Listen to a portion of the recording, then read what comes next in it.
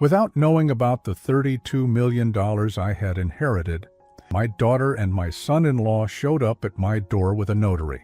"Pack your bags. We have a nursing home waiting for you," I replied. "All right, but first open this box I set aside for you." Subscribe to the channel for more stories like this and comment the city you're watching from. I knew they were coming before I heard the knock. The way my daughter Tatum had been calling more frequently these past few weeks, her voice dripping with false concern about my living situation, the way she'd casually mentioned how expensive it was getting to check on me during her brief visits, the way her husband Felix would scan my small apartment with those calculating eyes, taking inventory of everything I owned. At 60, I'd learned to read people's intentions through their silences more than their words. The knock came at exactly 2 in the afternoon on a Tuesday. Deliberate, planned. I'd been expecting this moment for months, watching it build like storm clouds on the horizon.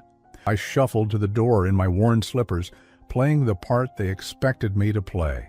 "Dad, we need to talk." Tatum's smile was tight, nervous.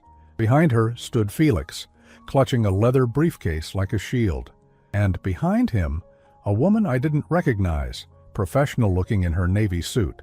"This is Ms. Rodriguez," Felix said, stepping forward with that authoritative tone he'd perfected over the years. "She's a notary public. We have some important documents for you to sign." I let them in, noting how they moved through my space like they already owned it. Tatum went straight to my kitchen, opening cabinets as if checking inventory. Felix positioned himself near my small dining table, spreading papers across the surface with practiced efficiency. Ms. Rodriguez remained by the door, uncomfortable, but determined to fulfill her professional duty. "Dad, sit down," Tatum said, her voice carrying that patronizing sweetness I'd grown to despise. "We've found you a wonderful place. Sunset Manor. It has activities, meal service, medical care, on-site. Everything you need." I lowered myself into my favorite armchair, the one with the worn fabric that Tatum had been suggesting I replace for years. "A place?" "An assisted living facility," Felix clarified, not meeting my eyes. "The best in the county. We've already put down a deposit." The papers rustled as he organized them. I could see the letterhead from here. Admission forms, financial agreements, medical directives. They'd done their homework. Every document designed to transfer control of my life into their hands. "Your apartment lease is month to month," Tatum continued, perching on the edge of my couch like she might flee at any moment. "We can have you moved by the end of the week. Won't that be nice? No more worrying about bills, about taking care of this place all by yourself." I watched her face as she spoke, searching for any trace of the little girl who used to climb into my lap for bedtime stories. That child was gone, replaced by this stranger who saw me as a burden to be managed. "The thing is, Dad," Felix said, his businessman voice in full effect, "we need to act quickly. The room at Sunset Manor won't hold forever, and frankly, your current living situation isn't sustainable." Sustainable? As if I were a failing business model, rather than a human being. Ms. Rodriguez cleared her throat. "Mr. Dante, I need to verify that you understand these documents before you sign. This is a voluntary admission to—" "He understands," Felix interrupted. "Don't you, Dad?" The word "Dad" coming from his mouth always made my skin crawl. He'd never called me that during the early years of his marriage to Tatum.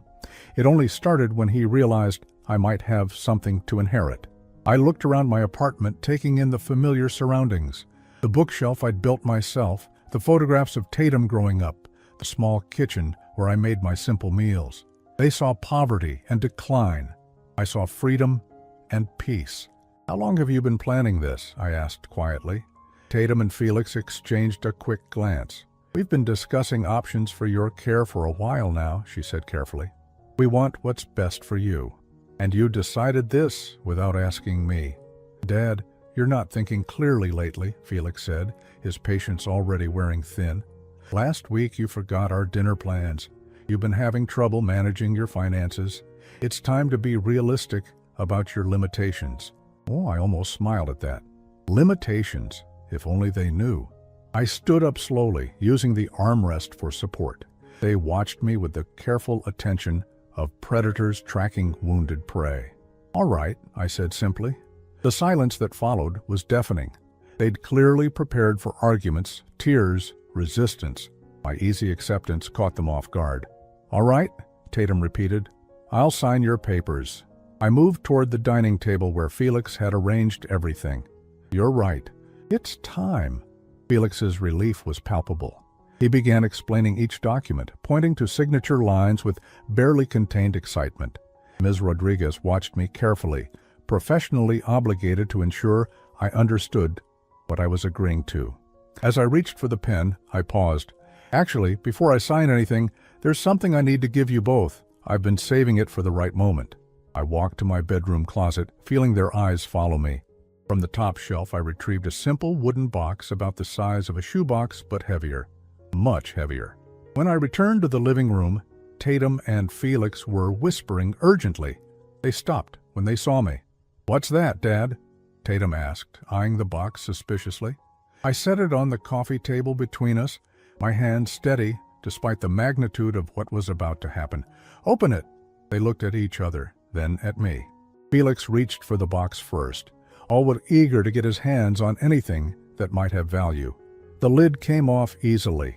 The first thing they saw were the bank statements. 6 months earlier, I'd been standing in the law office of Morrison & Associates, staring at a check that would change everything.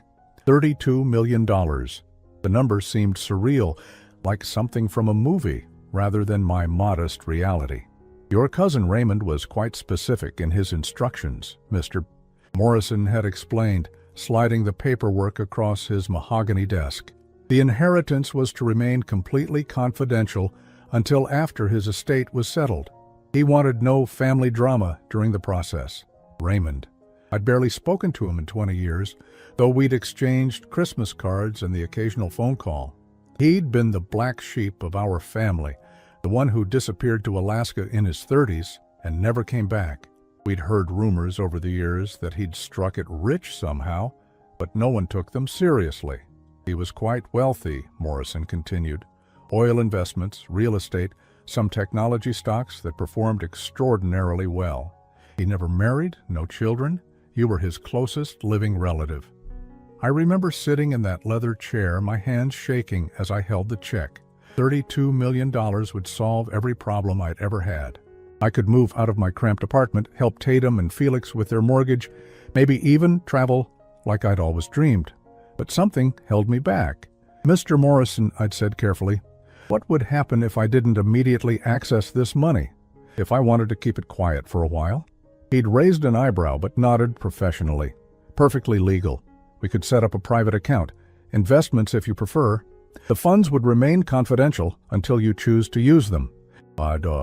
That's when the plan began forming in my mind. I'd been watching Tatum and Felix's behavior toward me shift over the past few years.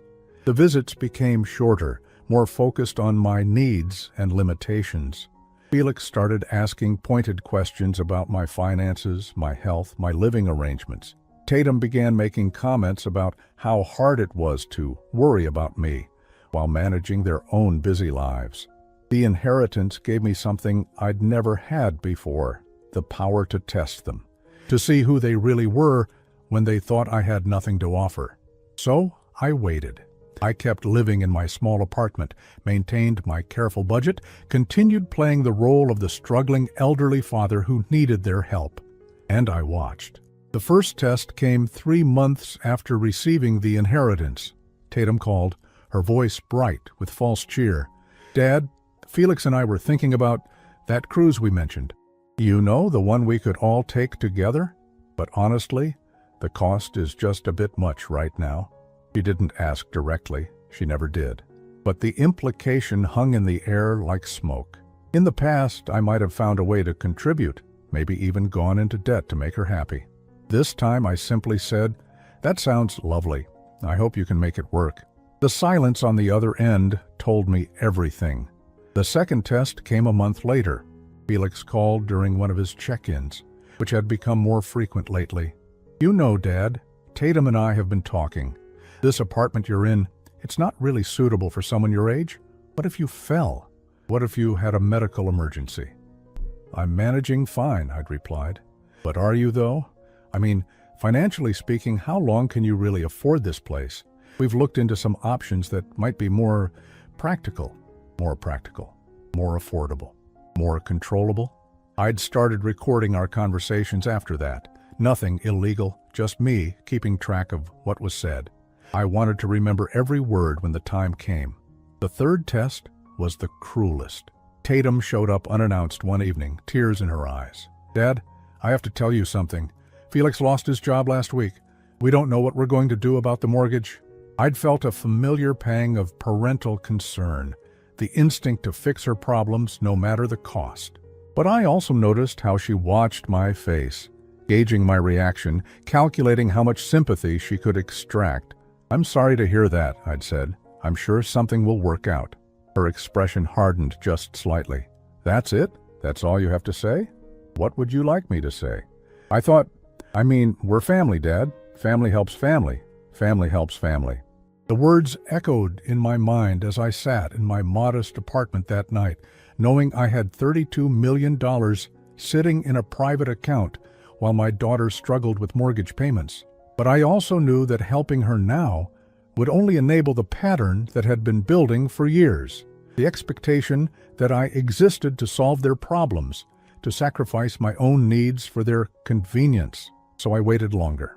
Over the following months, the pressure increased. Casual mentions of my declining health during family gatherings, pointed questions about my memory, my ability to manage my affairs. Felix started bringing up power of attorney documents, just in case something happened. I watched it all unfold with a mixture of fascination and heartbreak. This was my daughter, the little girl I'd raised alone after her mother left. I'd worked 2 jobs to keep her in good schools, missed social events to attend her recitals, gone without so she could have what she needed. And now she was systematically working to strip away my independence, convinced I was too poor and too incompetent to manage my own life. The breaking point came 2 weeks ago. I'd overheard a phone conversation between Tatum and Felix while they thought I was napping in my chair. They were discussing the Dante situation like I was a business problem to be solved. "The sooner we get him into care, the better," Felix had said. "We can't keep spending our weekends babysitting him. And frankly, we can't afford to keep supplementing his expenses." Supplementing my expenses. They'd been giving me small amounts of money for months, always presented as gifts or help with groceries. I'd accepted gratefully, not because I needed it, but because I thought it came from love. Now I understood it was an investment, evidence they could point to later when they needed to prove I was financially dependent on them. "I know," Tatum had replied, "but what if he fights us on the nursing home thing? He won't have a choice. Look at this place, look at his bank account. Any reasonable person would agree he needs supervised care." That's when I'd known it was time. I'd spent the next 2 weeks preparing. Gathering documents, making recordings, planning exactly how this moment would unfold. Every detail mattered. Now, watching Felix lift the lid of that wooden box, seeing his face change as he processed what he was looking at, I felt a strange sense of peace. The bank statements were just the beginning. Felix's hands were shaking as he held the first bank statement. The numbers didn't make sense to him at first. His eyes darted across the page, trying to process what he was seeing. "Account balance, 30,147,223,36. "What is this?" he whispered, his voice barely audible. Tatum leaned over his shoulder, her face going pale as she read the numbers. "Dad, what? Where did this come from?" I settled back into my armchair, watching their reactions with the detached interest of a scientist observing lab specimens. "Keep looking," I said calmly. "There's more." Felix set the bank statement aside with trembling fingers and reached deeper into the box. The next document was a letter from Morrison and Associates confirming the inheritance from my cousin Raymond. Tatum grabbed it before Felix could finish reading, her eyes scanning the legal language. $32 million, she read aloud, her voice rising with each word. "Inherited 6 months ago from Raymond Castellanos, deceased." The silence that followed was deafening. Ms. Rodriguez, the notary, shifted uncomfortably by the door. I could see her calculating whether she should leave, but professional obligation kept her rooted in place. 6 months ago? Felix's face was flushed now, a mixture of shock and something else. Anger, maybe, or embarrassment. You've had this money for 6 months? I have, I confirmed. Tatum's mouth opened and closed like a fish gasping for air. But we've been helping you. We've been giving you money for groceries, for bills. You thought I was poor, I finished for her. You thought I was helpless. You thought I needed you to take care of me. Felix stood up abruptly, the chair scraping against the floor. This is insane. Why didn't you tell us? Do you have any idea what we've been going through? The stress, the worry? I almost laughed at that. The stress, the worry. What stress, Felix? The stress of planning to put me in a nursing home? The stress of figuring out how to get power of attorney over my affairs? His face went even redder. That's not... We were trying to help you. Were you? I reached into the box myself this time, pulling out a small digital recorder. Would you like to hear what helping sounds like? I pressed play. Felix's voice filled the room, clear and unmistakable. The sooner we get him into care, the better. We can't keep spending our weekends babysitting him, Tatum gasped. Dad, you recorded us? I recorded conversations in my own home, I corrected, which is perfectly legal. The recording continued. Tatum's voice joined Felix's. But what if he fights us on the nursing home thing? He won't have a choice. Look at this place. Look at his bank account. Any reasonable person would agree he needs supervised care. I stopped the playback. The silence was suffocating. Ms. Rodriguez was staring at the floor, clearly wishing she was anywhere else. You planned this, I said, my voice steady despite the pain in my chest. You've been planning to take control of my life for months. The only problem was, you thought I was a poor old man with no options. Felix was pacing now, running his hands through his hair. Dad, you don't understand. We genuinely thought... look at this place. Look at how you've been living.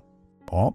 I've been living exactly how I chose to live, I replied, modestly, peacefully, without drawing attention to myself or my finances.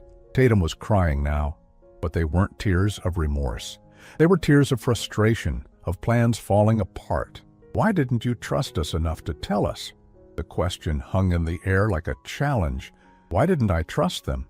I looked at my daughter, this woman I'd raised and loved and sacrificed for, and I saw a stranger.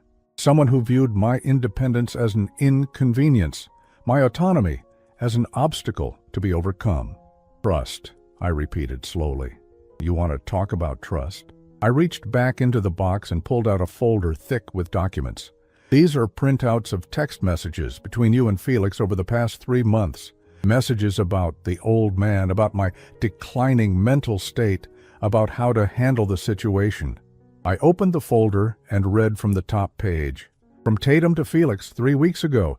He's getting more stubborn about the money thing. We might need to just make the decision for him. Tatum's face crumpled. Those messages were taken out of context. Were they? I flipped to another page. From Felix to Tatum 2 weeks ago. Found a place that takes Medicaid patients. Once we get him declared incompetent, the state will cover most of the costs. Felix stopped pacing. Now wait just a minute. Incompetent, I repeated, savoring the word. That was your plan, wasn't it? Have me declared mentally incompetent so you could make decisions about my care, my living situation, my finances? The truth was written all over their faces. They'd been caught, and they knew it. Dad, please, Tatum said, her voice breaking. We were scared. We thought you were struggling. We thought we were protecting you. Protecting me from what? From living my own life? From making my own choices? I stood up and walked to the window, looking out at the parking lot where their expensive cars sat next to my modest sedan. Do you know what the cruelest part of all this is? It's not that you wanted to control my life, it's that you never once asked me what I wanted. I turned back to face them. Not once in all these months of planning and scheming did either of you sit down with me and ask, Dad, how are you doing? What do you need? How can we help? Instead, you decided among yourselves what was best for me. Felix tried to rally. We're your family. We love you. We want what's best for you. No, I said firmly. You want what's convenient for you. What makes you feel good about yourselves. What solves the problem of having an aging father without actually having to invest time or emotional energy in a real relationship. The box on the coffee table still held more secrets. I could see Tatum eyeing it nervously, wondering what other revelations awaited her. "There's more," I said, answering her unspoken question. "So much more. But first, I think you should know that everything you thought you knew about my situation was wrong. I'm not poor. I'm not helpless. I'm not declining mentally or physically." I picked up the nursing home admission papers that Felix had spread across my dining table, and I'm certainly not signing these. I tore the papers in half, then tore them again. The sound seemed to echo in the small apartment. Ms. Rodriguez finally spoke. "Mr. Castellanos, I think my services are no longer required here." "Actually," I said, "I might need you to notarize something else entirely. Something my daughter and son-in-law are going to find very interesting." I reached into the box one more time, my fingers closing around a document that would change everything they thought they knew about their future. "You see," I continued, "having $32 million gives a person certain options I've been exploring while you've been planning my imprisonment." The document I pulled from the box was thick, official-looking, with the letterhead of a private investigation firm. Felix's eyes widened as he read the company name across the top. "You hired investigators?" Tatum's voice was barely a whisper. "I hired professionals to document what I suspected was happening," I corrected. "What I'd hoped I was wrong about." I opened the folder and began reading from the first page. "Investigation into potential elder abuse and conspiracy to commit fraud initiated 6 weeks ago?" I looked up at their stunned faces. "Turns out you weren't as careful as you thought you were." Felix tried to grab the folder, but I pulled it away.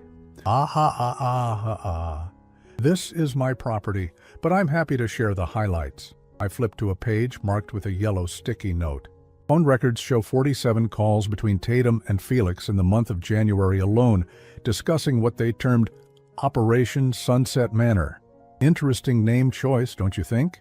Tatum's face had gone from pale to gray. "Dad, this is crazy. You're acting paranoid." "Paranoid?" I continued reading. Text message from Felix to his brother Marcus, dated February 15th. "Once the old man is in the home, we'll have access to his accounts. It'd be enough to cover our debts, and then some." The silence that followed was broken only by the sound of Ms. Rodriguez gathering her things by the door. She'd apparently decided this was well beyond what she'd signed up for. "Marcus knew?" I asked Felix directly. "You involved your brother in this scheme?" Felix's mouth opened and closed, but no words came out. Finally, he managed, "It wasn't a scheme. We were just planning ahead." "Planning ahead." I nodded thoughtfully. "Is that what you call it when you contact 3 different nursing homes to compare costs?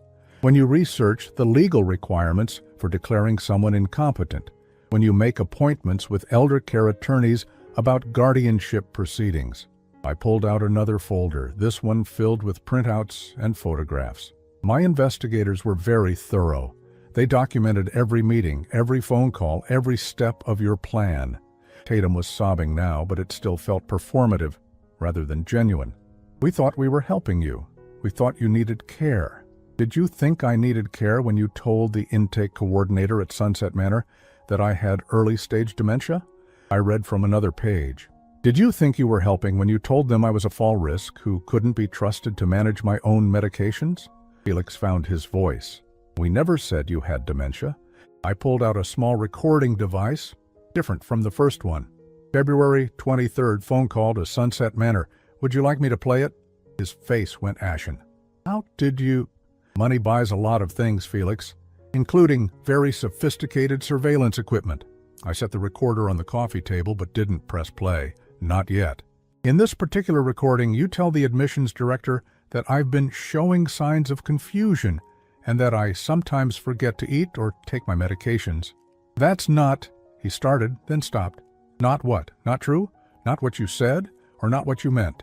I walked over to my bookshelf and pulled down a thick photo album. "Let me show you something else my investigators discovered." I opened the album to a section filled with printed photographs. These were taken over the past 6 weeks. Pictures of you, Felix, driving past my apartment building. Pictures of you, Tatum, talking to my neighbors about my health concerns. The photos were damning. Clear shots of Felix sitting in his car across the street from my building, watching. Pictures of Tatum talking animatedly to Mrs. Chen from downstairs. gesturing toward my apartment window. "You've been building a case against me," I said simply, "creating a narrative of decline and incompetence to justify taking control of my life." Tatum wiped her eyes with the back of her hand. "We were worried about you living alone. That's not a crime." "You're right, worry isn't a crime, but conspiracy to commit fraud is." I pulled out yet another document from the seemingly endless box. "This is a copy of the power of attorney paperwork you had drawn up 3 weeks ago, the one you planned to present to me after I was settled in at Sunset Manor." Felix grabbed for the papers, but I held them out of reach. "This document would have given you complete control over my finances, my medical decisions, my living arrangements, everything." "Dad, please," Tatum said, desperation creeping into her voice. "We can work this out. We can talk about this like adults." "Adults?" I laughed, but there was no humor in it. "Adults don't conspire behind their father's back. Adults don't spread lies about someone's mental state to justify controlling them." I sat back down in my armchair, the weight of the moment settling over me. "Do you want to know the worst part? It's not that you tried to steal from me. It's not even that you were willing to lock me away in a nursing home against my will." I looked directly at Tatum, my daughter, the little girl who used to climb into my lap when she had nightmares. "The worst part is that you never loved me enough to actually get to know me. You saw what you expected to see. A poor, lonely old man who needed to be managed." "That's not true," she whispered. "Isn't it? When was the last time you asked me about my interests, my dreams, my plans for the future? When was the last time we had a conversation that wasn't about my limitations or your concerns about my well-being?" The question hung in the air like an accusation, because we all knew the answer. It had been years. "You know what I've been doing with my free time while you've been plotting against me," I continued. "I've been learning Spanish. I've been taking online courses in art history. I've been planning a trip to Italy that I've dreamed about my entire life." I gestured around my modest apartment. "This isn't poverty, Tatum. This is choice. I live simply because I want to, not because I have to.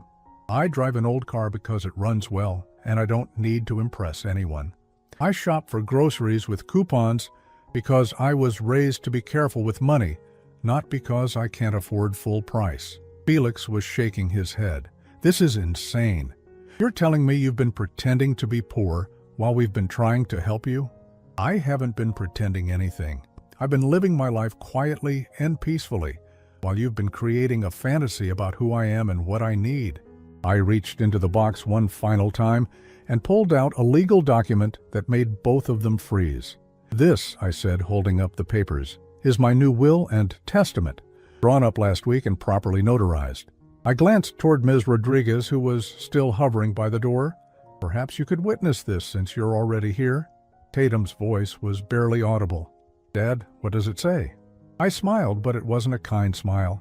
It was the smile of someone who had been pushed too far and was finally pushing back.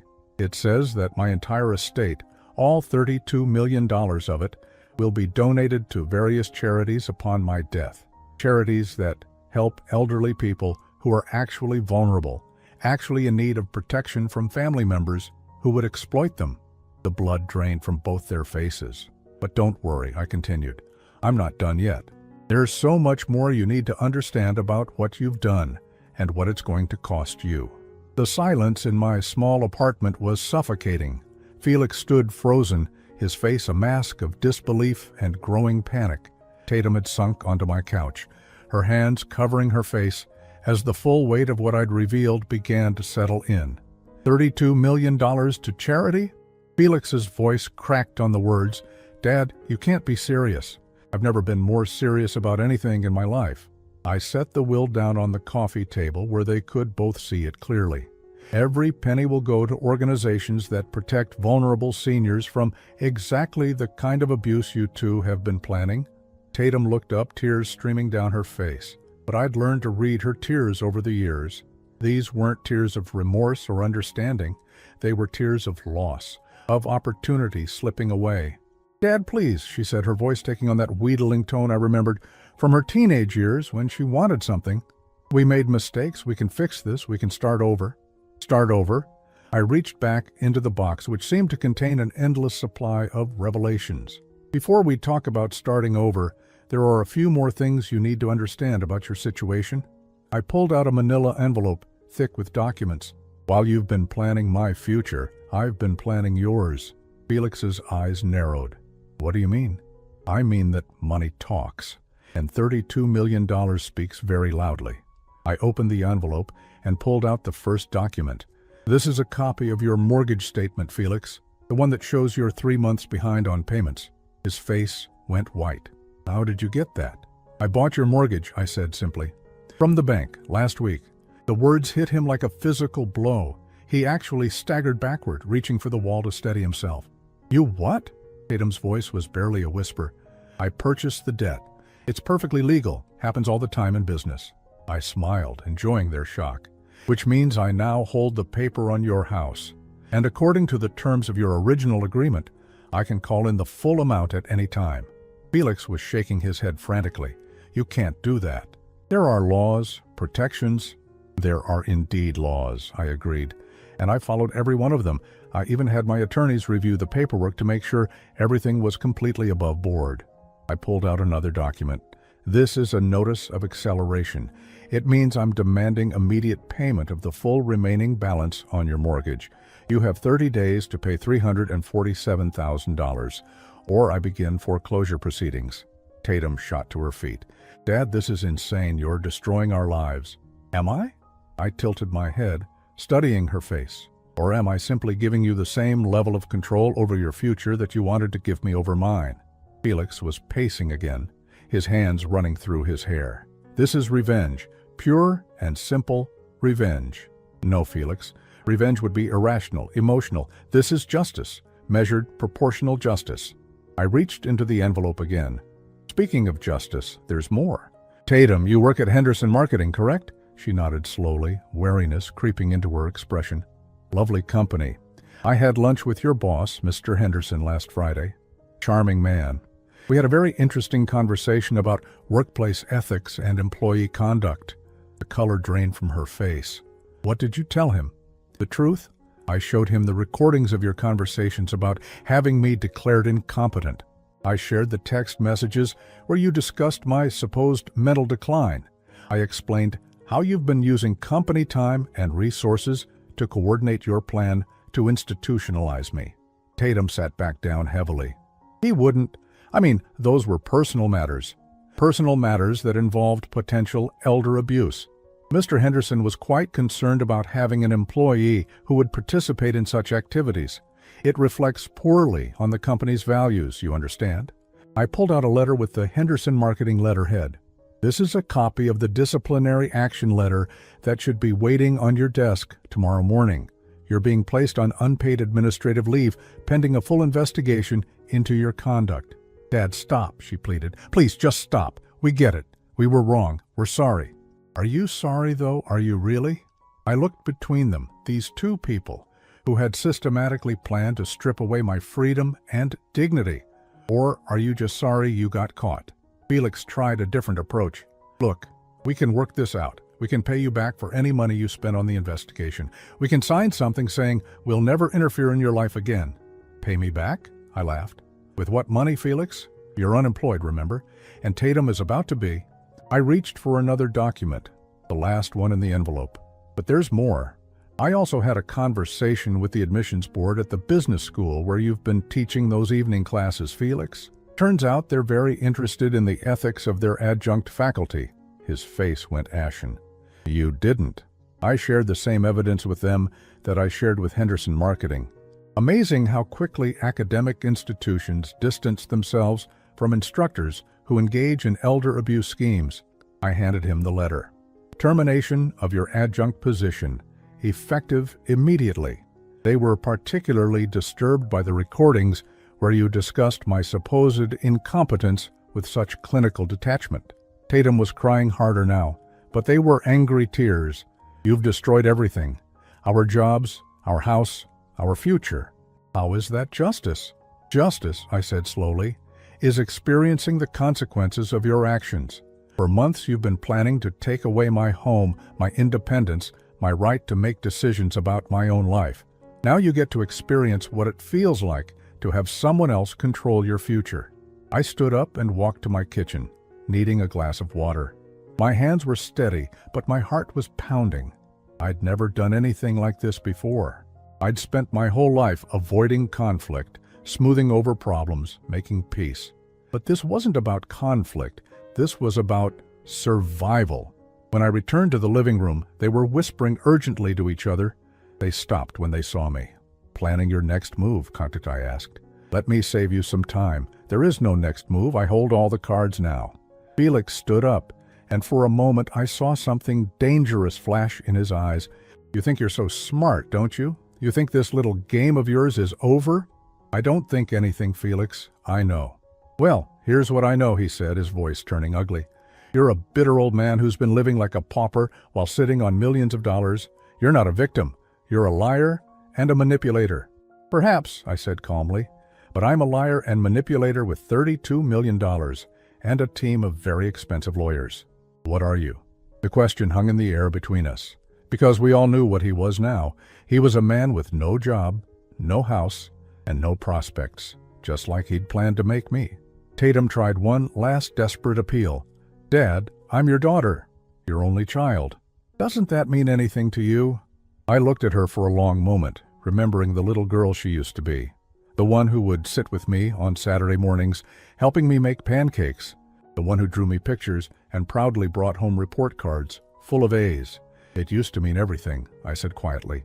"But you stopped being my daughter the moment you decided I was nothing more than a problem to be solved." I walked back to the box and pulled out one final item, a thick folder marked Phase 2. "What's that?" Felix asked, his voice barely audible. "That," I said, "is what happens next. Because you see, taking your jobs and your house was just the beginning. I told you there was more." I opened the folder, revealing documents they couldn't read from where they stood, but they could see enough to know that whatever was coming next would be even worse than what they'd already endured. "You wanted to play games with an old man's life," I said. "Now you get to learn what happens when that old man decides to play back." 3 months later, I stood on the balcony of my new apartment in downtown Portland, watching the city wake up below me. The space was beautiful, modern, with floor-to-ceiling windows that let in streams of golden morning light.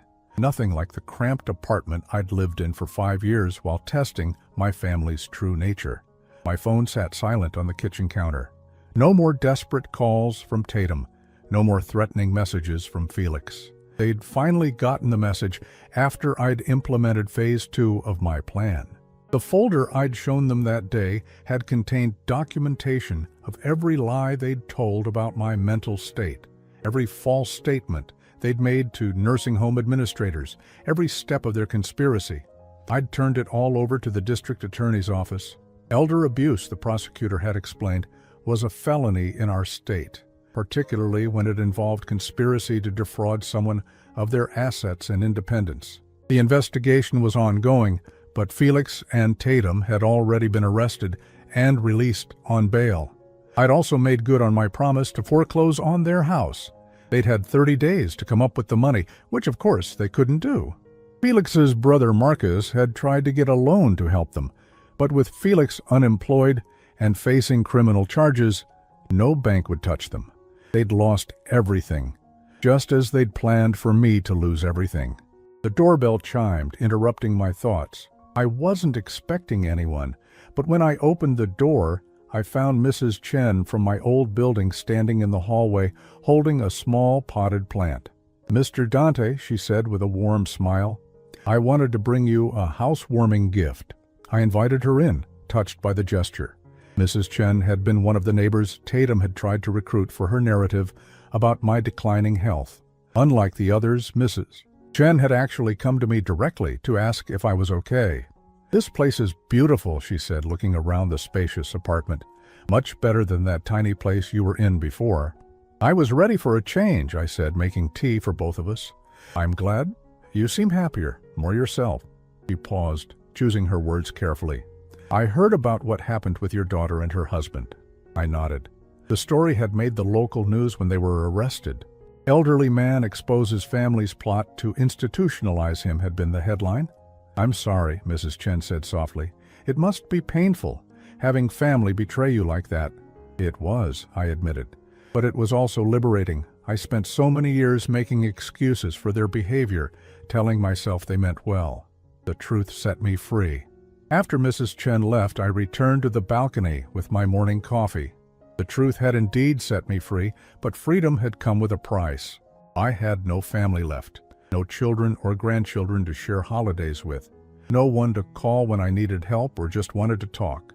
But I also had something I'd never had before: peace. My phone buzzed. A text from Dr. Martinez, the Spanish tutor I'd hired for my upcoming trip to Barcelona. Ready for tomorrow's lesson? I smiled, typing back, absolutely. The trip to Spain was planned for next month. After that, I was thinking about Italy, maybe Greece.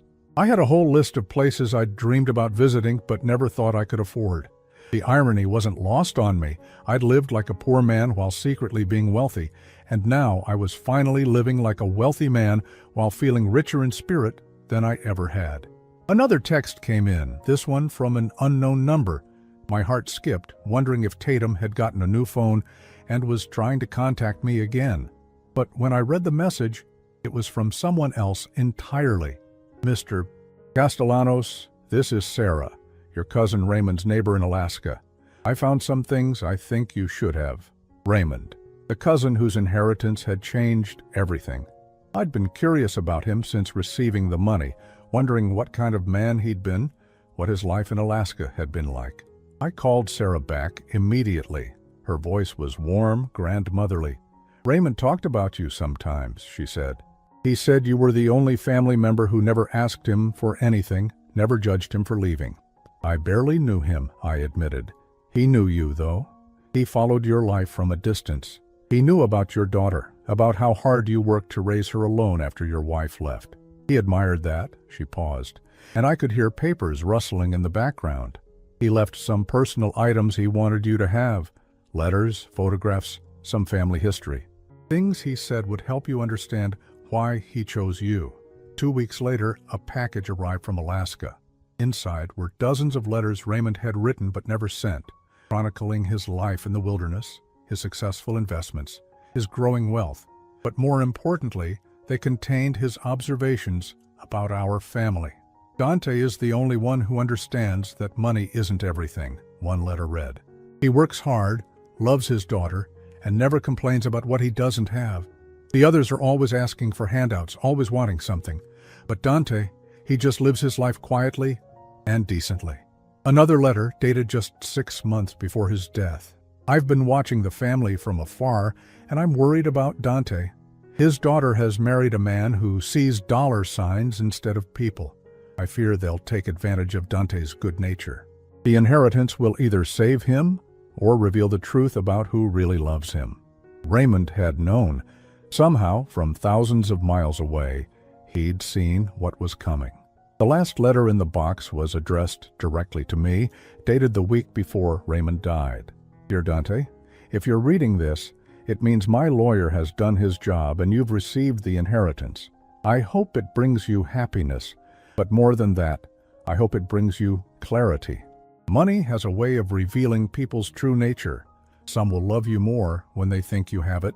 Others will love you less when they know you don't need them. The real gift isn't the money, cousin. It's the knowledge of who you can trust and who you can't. Use it wisely. Raymond. I sat in my comfortable chair, surrounded by natural light and the quiet hum of the city below, and felt a deep sense of gratitude, not just for the money, but for the wisdom that had come with it. My phone rang. The caller ID showed a number I didn't recognize, but something made me answer. Dad? Tatum's voice was small, broken. Please don't hang up. I almost did, but curiosity got the better of me. What do you want, Tatum? I wanted to say I'm sorry, really sorry. Not because of what happened to us, but because of what we tried to do to you. I said nothing, waiting. Felix and I are getting divorced, she continued. The stress, the legal bills, the shame of what we did, it destroyed us, but it also made me realize something. She was crying now, and for the first time in months, the tears sounded genuine. I realized that somewhere along the way, I stopped seeing you as my father and started seeing you as an obligation, a burden, and that's on me. not you. You never asked to be taken care of. You never asked for our help. We just assumed you needed us because it made us feel important." I looked out at the city, processing her words. "Why are you telling me this?" "Because I don't want your money, Dad. I don't want anything from you except maybe, someday, the chance to know you again. The real you, not the version of you I created in my head." The conversation lasted only a few more minutes. She gave me her new address, told me she was working at a small marketing firm, starting over. She said she understood if I never wanted to see her again, but she hoped that someday I might be willing to try. After I hung up, I sat in the golden afternoon light, thinking about forgiveness and second chances, about the difference between apology and understanding, about the long journey from betrayal to redemption. I didn't know if I'd ever be able to trust Tatum again. I didn't know if our relationship could be rebuilt from such a broken foundation. But for the first time since this all began, I felt something other than anger toward her. I felt possibility. Outside my window, the city continued its daily rhythm. People going to work, building lives, making choices that would define their futures. I was one of them now, no longer hiding from my own possibilities, no longer diminishing myself to make others comfortable. I picked up my phone and opened my travel app. Barcelona was booked, but there were so many other places to explore, so many adventures still waiting. At 60, I was finally free to discover who I really was when nobody was watching, nobody was judging, and nobody was trying to control my story. It was the most valuable inheritance of all.